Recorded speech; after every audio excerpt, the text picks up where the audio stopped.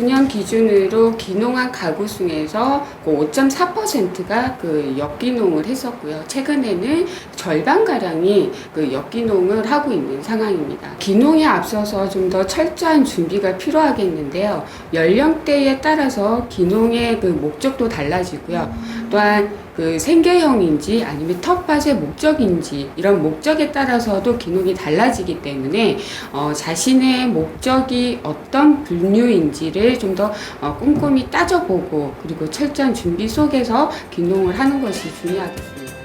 따라서 성공적인 귀농 정착을 위해선 지역에 대한 사전 조사가 필수인데 특히 생업을 잇는 일터와 직접 연계된 농가주택의 선택은 굉장히 중요하고 체계적인 절차가 필요합니다.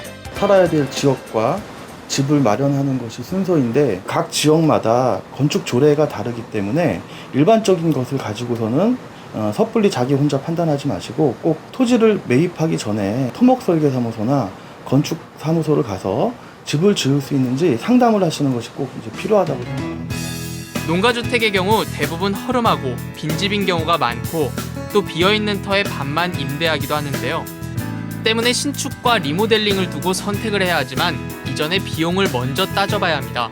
빈집들을 얻어서 들어가셔서 여러 가지 노력을 해서 집을 고치기도 하고 보일러를 바꾸기도 했는데 1, 2년 있다가 집주인이 이제 집을 비워달라고 요청하셔서 자기가 투입했던 비용들을 회수하지 못하고 굉장히 낭패를 보고 그 지역을 떠나는 경우들이 사실 많이 있습니다. 그럴 경우에는 집을 수리하거나 집에 더 투자를 하는 것을 상당히 이제 조심하셔야 되고요. 사전에 이제 계약을 통해서 금액을 확정짓고 일을 하다 보면 책임을 지지 않고 공사를 멈춰놓고 아예 이제 연락도 이제 두절되는 경우들이 이제 많이 있습니다. 자기 집에 대해서는 투자를 좀 줄이고 경제 활동을 할 수 있는 이제 경작지라든지 과수원이라든지 기타 일자리를 얻을 수 있는 이제 투자에 집중하십니다. 또한 주택이나 논과 밭은 중개업소를 통하지 않은 구두 계약으로 거의 이루어져 정보를 구하기가 쉽지 않은데요.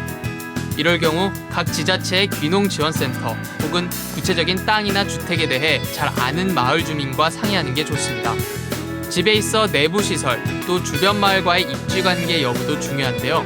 농촌에 가시는 것은 도시에서 이사하는 것과 근본적인 차이가 있습니다. 어떤 차이냐면 혼자 살지 못합니다. 이제 기존의 공동체 안으로 들어가는 것이라고 생각하셔야 됩니다. 많은 분들이 기존 마을에서 떨어져 있는 곳에 이제 집을 이렇게 얻고자 하고 기존 마을 공동체와는 거리를 두려고 하시다가 실패하신 경우들이 많이 있으십니다. 도시처럼 논리적으로 내 것만을 지키려고 한다라고 하면 농촌에서 절대 환영받지 못하고 정착하기 어렵지라는 겁니다. 귀농 귀촌을 고민할 때 현실적으로 맞닥뜨리는 문제는 바로 거주하는 집일 수밖에 없는데요.